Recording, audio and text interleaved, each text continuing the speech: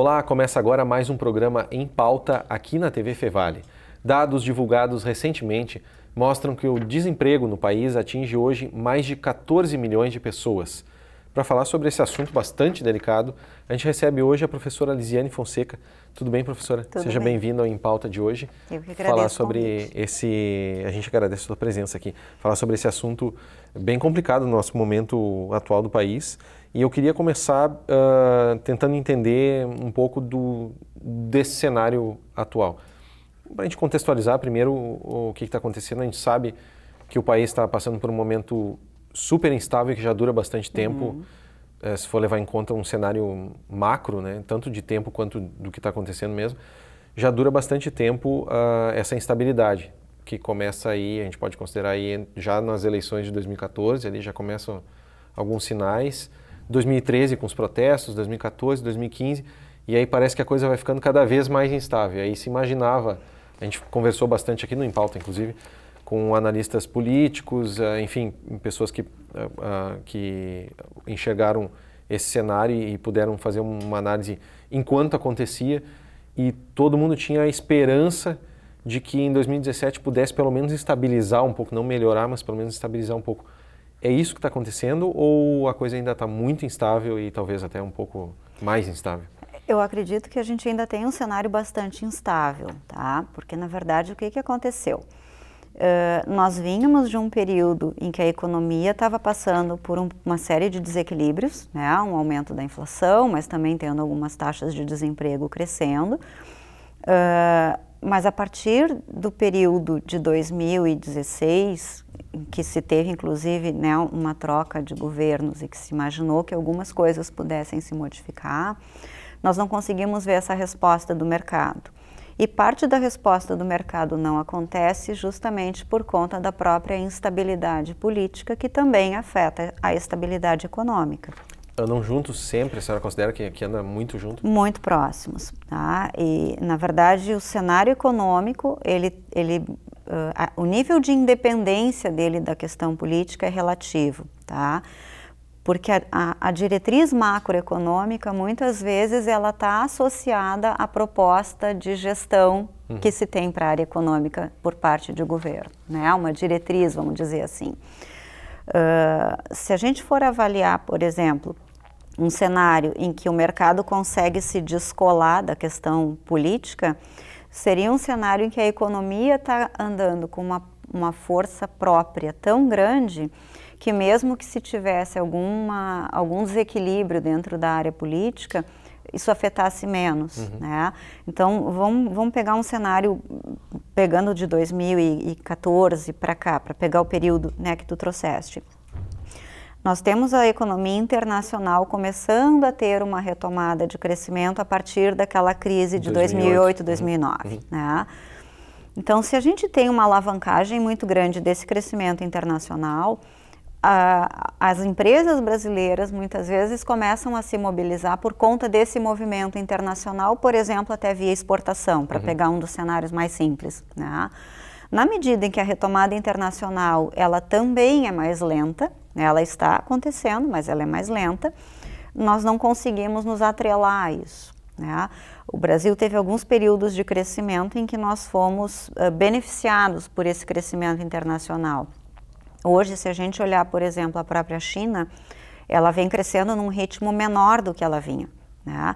E a China é um grande comprador brasileiro, pegando sempre na linha da exportação, que eu acho que é mais fácil de se visualizar. Então, o que acontece? A gente tem um cenário econômico que não está conseguindo responder às necessidades econômicas e sociais que se tem hoje, tá? Então, quando tu me perguntas se ainda é cedo para a gente considerar, né, uma melhora nesse cenário, eu acredito que ainda tenhamos variáveis para ajustar, para conseguir consolidar, né? Então, nós vamos ter melhoras, acreditamos e esperamos que sim. A própria taxa de desemprego, né, ela já não teve uma alavancagem como estava tendo nos últimos tempos. Mas ainda temos alguns pressupostos básicos dentro da área econômica que não estão dando a resposta necessária para eu consolidar um processo de retomada. Que tipo de pressupostos seriam esses, por exemplo, e que dependem muito, como tu comentaste aí, dessa estabilidade, ou mínimo de estabilidade na área política? A economia ela é formada por ciclo, tá? E dentro do ciclo a gente tem os fluxos. Então, tu imagina assim, eu tenho hoje em torno de 14 milhões de desempregados. São pessoas que não estão consumindo, né? E as que estão consumindo o mínimo necessário. Mesmo aquelas pessoas que hoje estão empregadas, elas também passam a ter um pouco mais de cautela no seu consumo, né? Então, elas vão comprar coisas que elas necessitam, mas talvez elas queiram usar menos, por exemplo, financiamentos de prazo médio e longo, né? O que isso significa? Que quem produz para esses consumidores vai ter que diminuir sua produção ou, né, tentar desovar os estoques que possui. E isso é em cadeia. Porque se tu estás comprando menos, eu vou produzir menos. Se eu produzo menos, eu preciso menos do meu fornecedor. Então, tu tem um processo que ele todo vai se encolhendo. Então, quando a gente diz, né, que a economia brasileira saiu da recessão, que é uma informação que foi divulgada agora essa semana, a gente, na verdade, está falando de uma recessão técnica, né, que é um período longo de queda do PIB, em que a produção vinha só encolhendo e que a gente teve uma pequena retomada agora. Então, nós saímos do ciclo de recessão técnica, que é essa queda contínua. Mas para eu considerar que a gente consegue consolidar esse crescimento, eu preciso que essa retomada que aconteceu agora, recentemente, ela permaneça. Porque aí sim eu posso dizer que eu tenho um ciclo ascendente dentro da minha economia e não só um fluxo, um ciclo de sobe e desce, né? É a diferença entre fazer uma análise puramente quantitativa e uma análise qualitativa dos dados quantitativos, né? Correto. Então, se tem um crescimento, mas é cedo ainda para se dizer que existe um crescimento. Até porque assim, a gente está olhando uma informação pontual, né? Eu estou olhando o que aconteceu agora, mas eu tenho um histórico para trás que ele é complexo. Então, claro, a gente ter esse crescimento é extremamente positivo, né? Porque é sinal de que a gente está tendo uma certa retomada.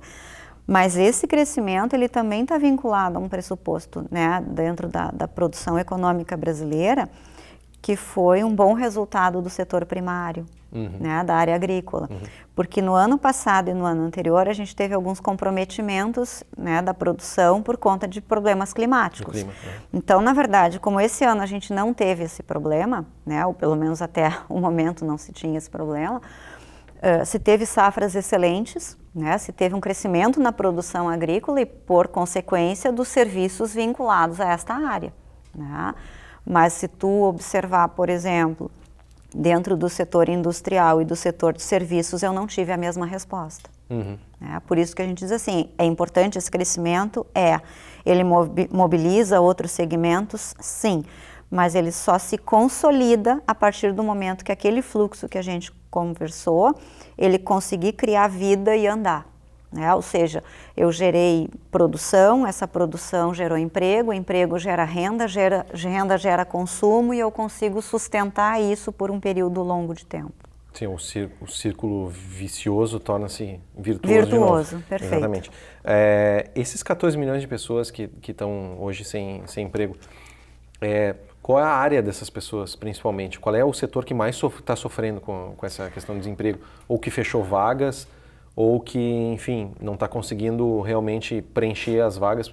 Tem setores que o problema é esse, né? Sim. Não consegue preencher as vagas porque as pessoas não têm qualificação suficiente para preencher aquela vaga. Quais são esses setores que estão mais sofrendo com isso? A gente pega hoje vários desses segmentos na área industrial, tá? E até por conta daquilo que eu havia comentado, né? Alguns produtos, as pessoas estão colocando o pé no freio para comprar, né? Eu acho interessante porque tem algumas profissões no mercado que tu observa um movimento de mercado através da demanda dessas profissões, tá? Vou te dar um exemplo. Quando nós temos um cenário econômico extremamente positivo, né, com um nível de renda razoável e empregabilidade, a figura do sapateiro e da costureira, eles aparecem menos, porque as pessoas tendem a comprar mais os itens novos. Quando eu tenho um cenário de economia mais recessiva, as pessoas recorrem mais a esse tipo de serviço. Então, não necessariamente eu compro um sapato novo, eu mando ele para conserto. né? E eu faço a mesma coisa com uma roupa, ou eu mando fazer uma roupa para tentar ter um custo menor, né, nessa produção. E assim para uma série de outros segmentos. Né? Carros, por exemplo, também? Carro, mesma coisa. Tu espera para trocar, ou mesmo que tu troque, tu muitas vezes não troca por um zero, tu vai trocar por um seminovo. Né? Então, alguns produtos em que tu tem essa possibilidade de postergar a demanda, eles tendem a sentir um pouco mais num cenário de crise. E também se observa muito isso vinculado ao segmento de serviços. Né?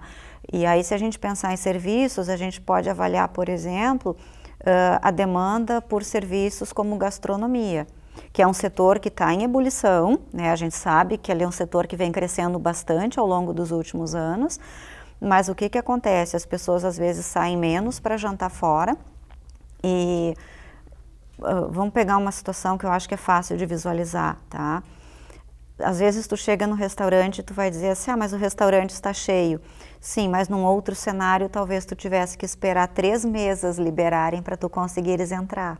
E agora tu chega, essa mesa está à tua disposição. A gente não enxerga, mas isso tem um impacto grande, né? Sim, a gente consegue visualizar que tu tem determinados movimentos que eles estão se alterando. Né?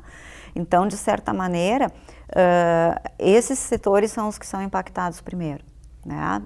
Até porque muitas vezes o próprio setor primário, ele vai sentir isso naquilo que for menos importante, vamos dizer assim, tá?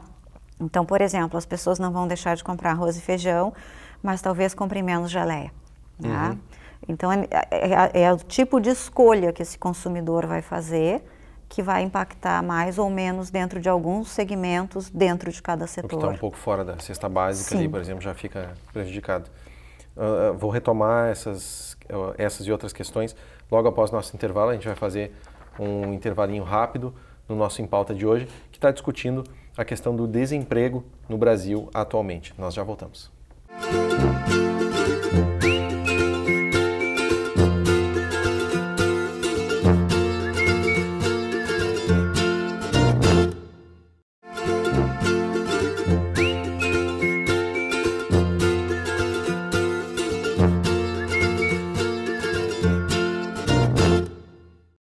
Estamos de volta com o Em Pauta de hoje, falando sobre o desemprego no Brasil atualmente. Estamos aqui com a professora Lisiane Fonseca, aqui da Fevale, para discutir este assunto e outros que a gente acaba também falando, porque o desemprego a gente não pode discutir somente isso, né? Temos que falar de economia e questões, como a gente falava antes, do cenário político, por exemplo. Professora, a senhora falava antes sobre alguns setores, né? Eu perguntei sobre alguns setores que sofrem mais, né? com esse cenário. Essa questão do desemprego, essa questão das pessoas terem menos poder de compra, a gente sempre vê quando a gente fala em economia, é sempre bom deixar claro algumas coisas que parece que as pessoas às vezes entendem de economia, mas na verdade a gente está enxergando só uma pequena parte do que está acontecendo ali. Isso tem a ver com o tal do poder de compra, que sempre se fala, e eu acho que não se explica muito o que é o poder de compra, né? Perfeito. Se pudesse explicar um pouquinho melhor essa questão do consumo, né? O que tem a ver com o poder de compra. Perfeito. O que acontece? A gente tem um padrão de renda, tá? É que na medida em que tu tem alterações de preço, vamos falar sobre inflação, tá? Que no caso brasileiro teve uma elevação, né, ao longo de um período de tempo. Se eu não consigo buscar a recomposição dessa renda por conta dos aumentos de preço, por conta da inflação, eu começo a ter perda no meu poder de compra, tá? Eu vou trazer um exemplo que eu acredito que a maioria das pessoas vai lembrar. A gente já teve a gasolina custando R$2 o litro, tá? R$2,10. Que é o que vai acontecer agora no dia da liberdade de impostos, por exemplo. Exatamente. Se tira a carga tributária, o valor cai. Então, tu imaginas o seguinte, tá? Se eu tenho a gasolina custando R$2, com R$100 eu coloco 50 litros de gasolina no tanque do carro, né? Na medida em que a gasolina foi para R$3,70, em algumas regiões R$3,80, o que acontece? Com os mesmos R$100, eu boto quase a metade dessa quantidade. Então, R$100 perde poder de compra em função do aumento desse preço, né? Quando tu tem alguns aumentos de preço que são localizados, a gente consegue, digamos, tentar driblar um pouco isso, tá? Eventualmente, o que acontece? Esse aumento de preços, ele é mais generalizado, e é isso que caracteriza um processo inflacionário, né? Então, se a sociedade não consegue buscar essa recomposição dos salários, a perda de poder de compra ela é quase ao natural. Então, vamos pegar uma situação que é fácil de visualizar, tá? E isso é bem a lógica econômica. A gente estava conversando, né, no início da nossa fala sobre alguns setores que estão procurando uma mão de obra qualificada e não estão conseguindo. Então, esta mão de obra qualificada, ela acaba sendo mais valorizada no mercado, tá? Então, o poder de negociação em relação a salário acaba se tornando mais interessante. Para quem está procurando. Para quem está procurando. Então, claro que isso tem uma margem, isso tem um limite, mas é um poder que essa pessoa tem. Agora, se tu pegares, por exemplo, uma mão de obra menos qualificada, tu tem um trabalhador querendo uma vaga e outros 100 atrás dele buscando a mesma vaga. Então, o poder para buscar essa recomposição salarial acaba se tornando mais difícil, porque é uma mão de obra que ela tem mais limitações ao agregar valor, né, ao produto ou serviço que vai ser colocado no mercado. E muitas das vezes, pela condição econômica, por ter menos qualificação, pela condição econômica, acaba se submetendo a coisas que talvez não seriam tão adequadas, né, na questão de trabalho.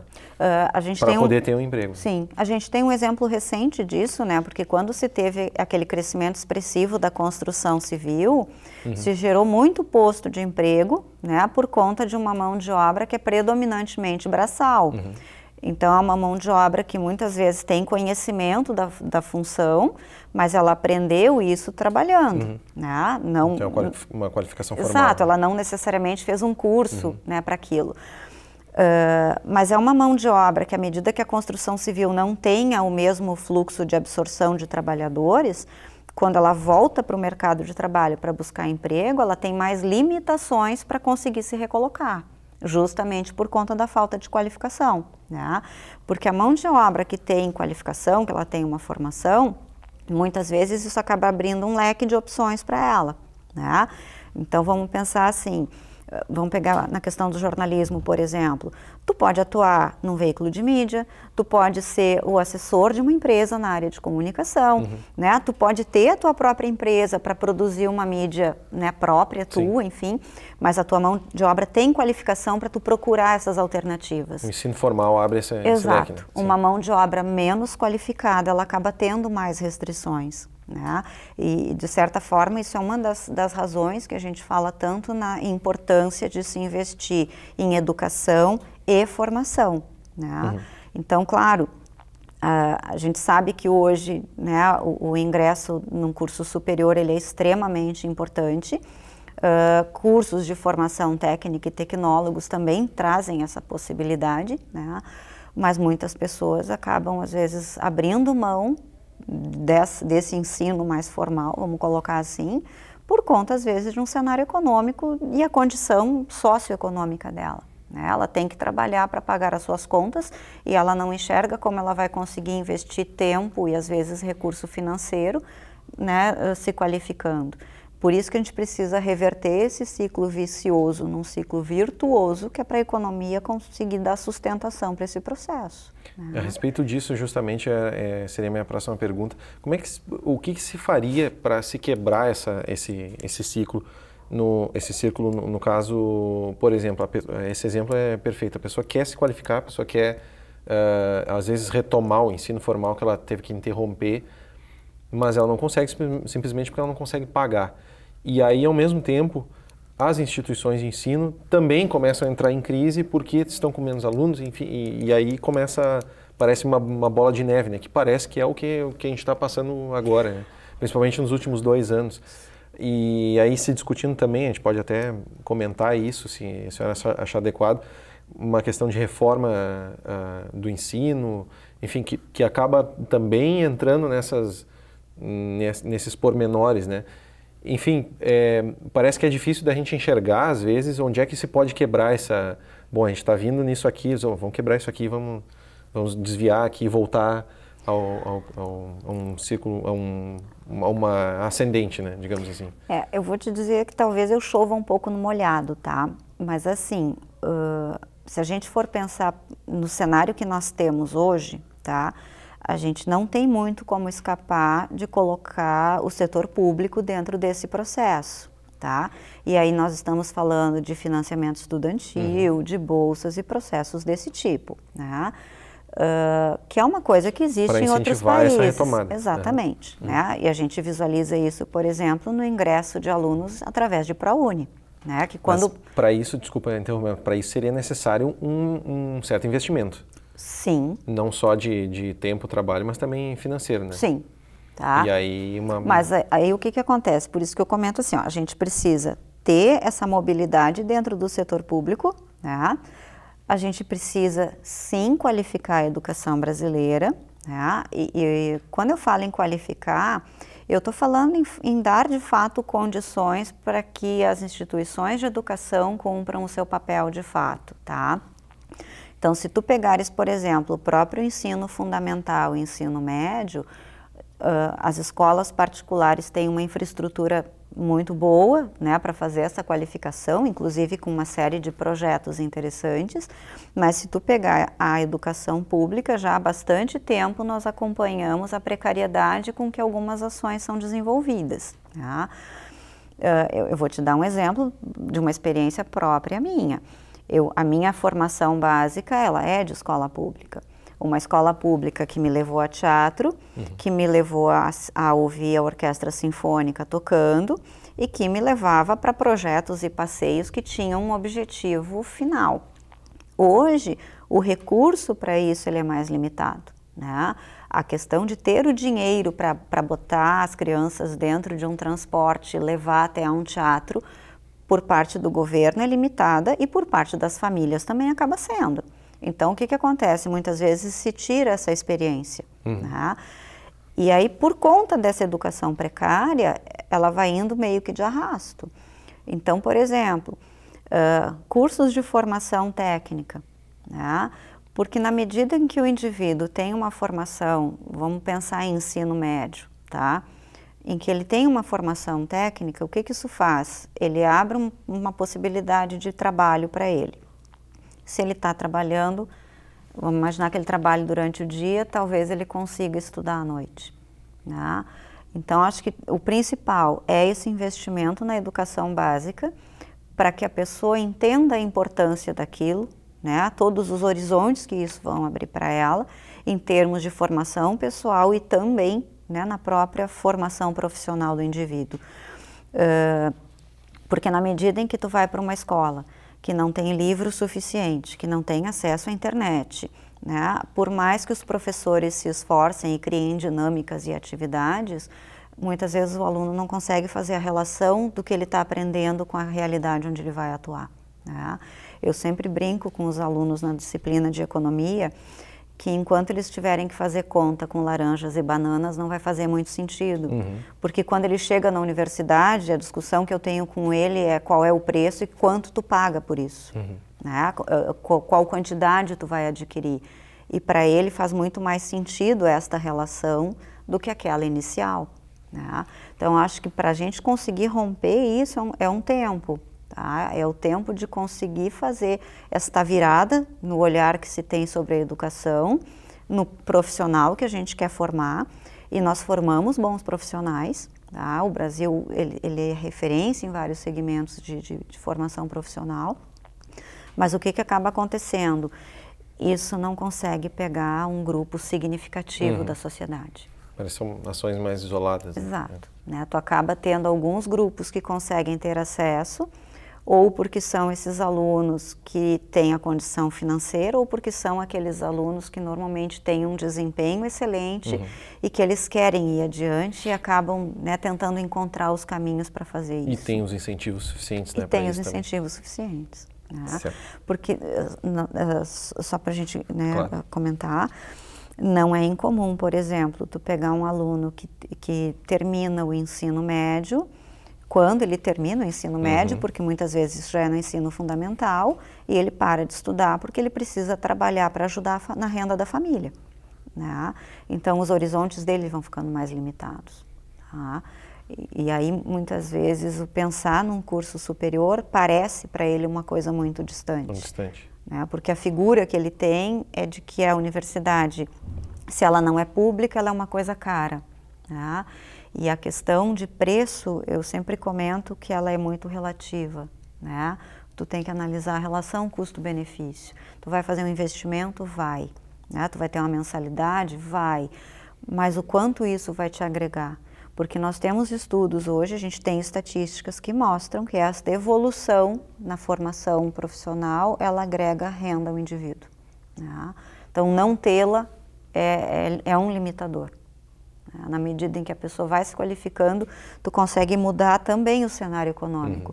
Porque se eu tenho uma formação, se eu tenho os conhecimentos necessários para aquela área, eu posso, por exemplo, ser um engenheiro que pode desenvolver novos produtos. Eu posso ser um médico que vai entrar numa linha de pesquisa e desenvolver novos tratamentos.